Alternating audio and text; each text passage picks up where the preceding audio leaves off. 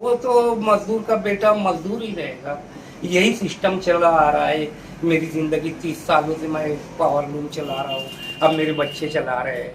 मेरे अब्बा काम करते थे पावर लूम पर, तो उनके बाद मैं, मेरी उम्र हो ख़त्म होने को आ गई। अब मेरे बच्चे, ऐसे ही चल रहा है। और तकलीफ दुनिया भर की इतनी कि आदमी सही से अपना इलाज नहीं करवा सकता। उसके अब यही वजह से, कम पैसे की वजह से और न ये इलाज सही न मिलने की वजह से, अभी 3 महीना पहले मेरी बीवी का इंतकाल हो गया। मेरी बीवी का इंतकाल हो गया, बच्चे की शादी है, उसके लिए कर्ज मांगो तो ये धक्के देकर घर तक कारखाने से बाहर निकाल देंगे। राजनीति, आंदोलन, किसान, करप्शन, गरीबी, इन सभी मुद्दों पर आवाज उठाएगा अब तक न्यूज इंडिया। सत्ता के आगे जब भी सवाल कमजोर पड़ने लग जाए तो सवाल उठाने पड़ते हैं। बोल के लफ्ज आजाद है तेरे, बोल के सच जिंदा है अब तक। वालेकुम, मेरा नाम मोहम्मद आमीन है।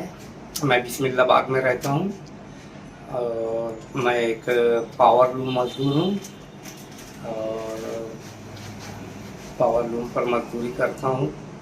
मुझे पावर लूम में जो सेठ लोगों का रवैया है उसके बारे में कुछ बातें करनी थी कि सेठ लोग जो तरीके से मजदूरों के साथ रवैया रखते हैं, बहुत ख़राब रवैया है। यानी कि बोलना चाहिए कि बहुत ही गिरा हुआ समझते हैं इसका कारीगर को। हालांकि और उस पर वो कहते हैं मेरे ऐसे कि मुझे काम पर से हटा दिए सिर्फ मजदूरी बढ़ाने के लिए, वो भी धक्के मार कर।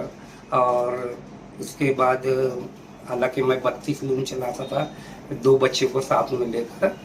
उसके बाद भी मुझे कर्ज देने के लिए थोड़ा सा मैं कर्ज मांगा था, मगर मजदूरी के लिए मैंने थोड़ा आवाज़ उठाई थी और कारीगरों को एक करके मजदूरी के लिए कहा था।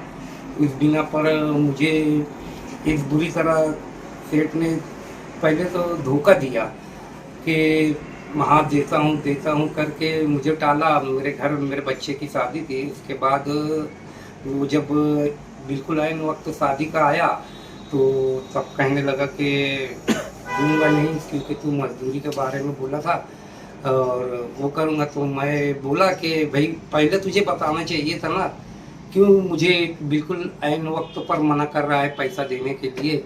अगर पहले बोल देता तो मैं कहीं दूसरी जगह अपना बंदोबस्त कर लेता, अपना कुछ काम कर लेता। मगर वो कुछ माना नहीं, बल्कि धक्के देकर घर के बाहर निकाल दिया, कारखाने के बाहर निकाल दिया। और थोड़ी बहसबाजी हुई तो उसके बाद मैं बोला मैं पुलिस स्टेशन जा रहा हूँ। तो हालांकि मेरा पुलिस स्टेशन जाना या कोई वो नहीं था कि मुझे अल्लाह के ऊपर भरोसा है कि कहीं ना कहीं से कुछ बंदोबस्त हो जाएगा, कोई मसला नहीं है, चलो जाने दो। काम छूटा, प्लस उसके बाद अब अपने को दिक्कत आएगी। शादी का मसला है बच्चे की, 5 दिन बाद बुध के दिन शादी है, शनिचर के दिन ऐसा हुआ। तो मैं घर चला गया अपना, जाके घर पे खाना वाना खा रहा था। उसके बाद खाना खाते ही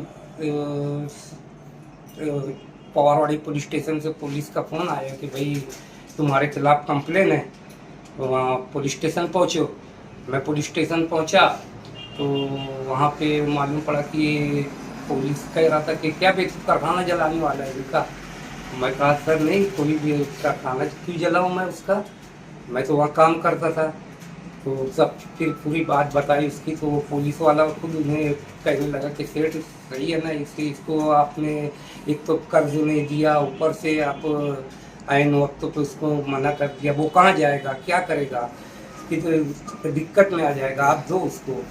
तो ये झूठ बोलते हैं सेठ लोग। उनके साथ जो पुलिस वाले को भी ये झूठ बोल रहा है कि अरे साहब देख रहे हो आप हालात कैसे है, पैसे कहाँ है, हम लोग को कुछ बचता नहीं, हम लोग का कुछ क्या चाहते क्या है आप?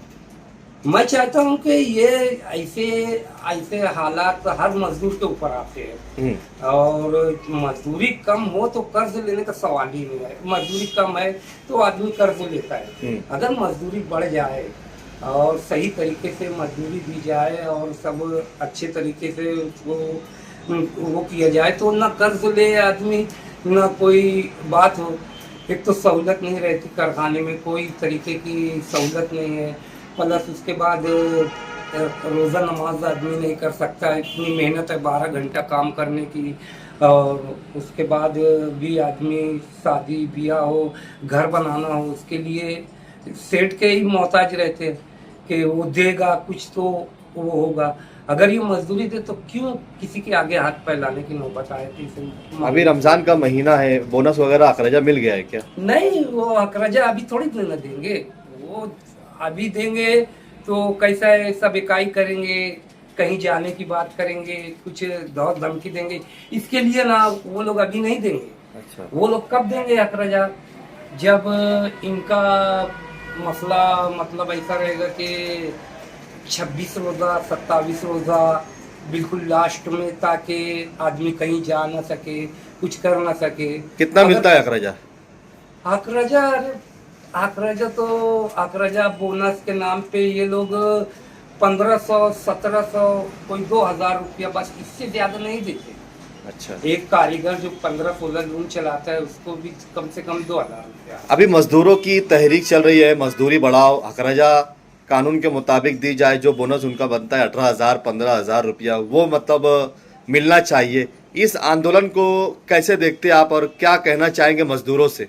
मैं तो इस आंदोलन के बारे में यही कहूँगा कि सारे मजदूर इकट्ठा होकर इसमें शरीक हो, ताकि हम अपनी आवाज़ को उठा सके और मजदूरी और हक रजा और जो दूसरे हमारी परेशानियां उसको दूर करने के लिए अपन कोई कदम उठा सके, ताकि कोई सरकारी तौर से और कोई और अच्छे तरीके से हमारे सारे मसाइल का हल हो।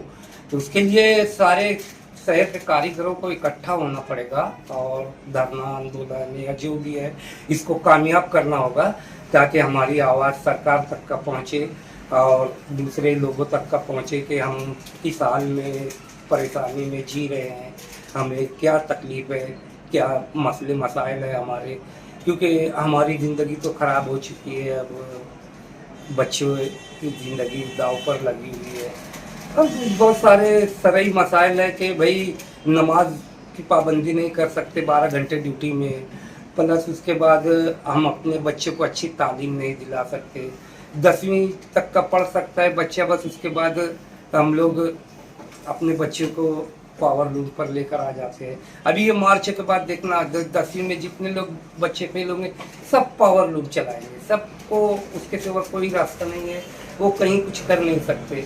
तो हमारी मांग ऐसी रहना चाहिए कि हमारे बच्चों की सही तालीम का बंदोबस्त हो, सही उनको अच्छी तालीम तरबियत दे सके ताकि वो कुछ बन सके। वो तो मजदूर का बेटा मजदूर ही रहेगा, यही सिस्टम चला आ रहा है। मेरी ज़िंदगी 30 सालों से मैं पावर लूम चला रहा हूँ, अब मेरे बच्चे चला रहे हैं। मेरे अब्बा काम करते थे पावर लूम पर, उनके बाद मेरी उम्र ख़त्म होने को आ गई, अब मेरे बच्चे।